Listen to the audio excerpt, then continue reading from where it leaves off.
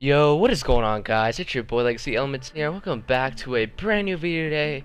Today I'm gonna be teaching you guys how to drop a nuclear or a deatomizer strike. So let's get right into this. So the first thing that you want to know, you're gonna want to have a good class setup. And so it doesn't matter what gun you want to use. If you're going for the deatomizer strike, you're gonna have to have the variant for that, which allows you to get that. And anyway, so to the attachments, it doesn't really matter which attachment you use, it just depends on what you want to use. But I use quick draw and suppressor and a red dot sight. But I would definitely recommend suppressor because you can always stay off the radar. And also staying off the radar, you want to use ghost so you're not seen by the UAVs, scavenger so you're not picking up, so you're not forced to pick up a weapon off the ground, and dead silence so they can't hear you. And so anyways, if you're not a high enough level to get scavenger or dead silence, instead of scavenger you can use hardline, instead of dead silence you can use marksman. So that's pretty much it for the actual class setup. Now let's go into the combat rig. It doesn't really matter which one you use, but I prefer FTL jump, and I also prefer using an ability because the abilities will benefit you more because it takes less time to actually get the combat rig. And then next and finally the score streaks, I would use UAV, counter UAV, and advanced UAV. But if you don't have advanced UAV, don't worry about it and just don't put on the third one. So let's get right into the gameplay.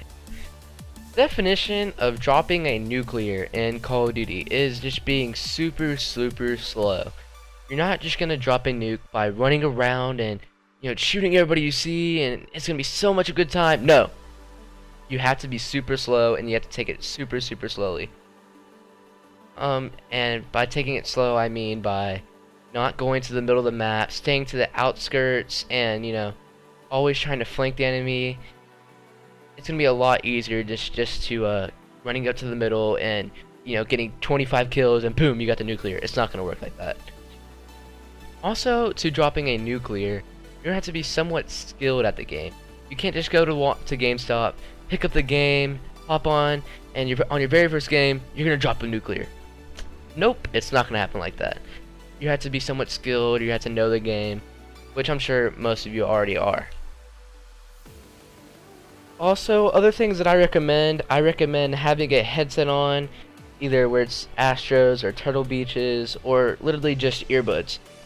I wouldn't have the game volume coming out of your TV because you have it on your headphones, then you can hear where the enemies are at, you can hear their footsteps or hear their gunshots. It's just a lot more of a bonus over them. Also, if you have a scuff, that will make it so much easier too, but I know scuff is a lot of money and most of y'all don't have it. But what you can do, you can go to the button layouts in the options. You can change it to stick and move, and what stick and move does, it replaces your R3 or I think it's R3 on Xbox too, but you can jump with your R3 button as if you think you're knifing someone or meleeing them. Instead of that, you're gonna be jumping, and that's what I use, and it helps me a lot because it allows me to get more kills while I'm in the air and stuff. I don't know, it just helps me a lot. And also, if you do change your button layout to that, it's going to take you a couple games to get used to, so you'll be expecting to change it and then, oh my god, I'm the best at this game. No, it's not going to work like that. You're going to have to play a couple games, get used to it, and then you'll be good.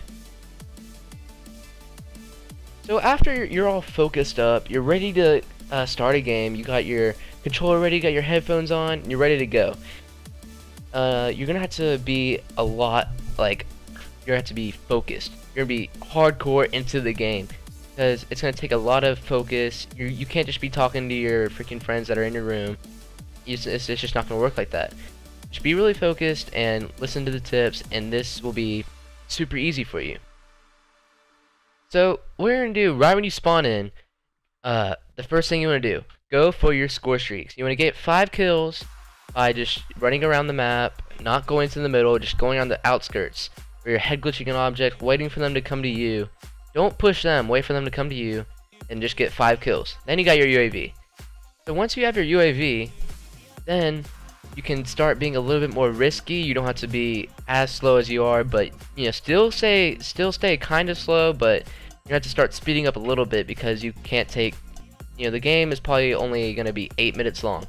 You can't take 20 minutes of getting 30 kills. You have to start speeding it up after you get your first 5.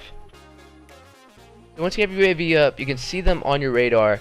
Just be smart, come up behind them, and you know, just take them out, and you know, just be aware. So after you get your score streak, your UAV, then what you want to do, if you have an advanced UAV on, start going for that one. And while you have a UAV up, try to get as many kills as you can without dying. But if the UAV does run out when you don't have the advanced UAV yet, start being slow, being aware, look at the mini map, and just trying to, you know, just be smart. But if you don't have the advanced UAV on, just simply start the cycle all over again. You know, stay to the outskirts, don't challenge mid, and get your UAV back until, you know, eventually you'll have the nuke.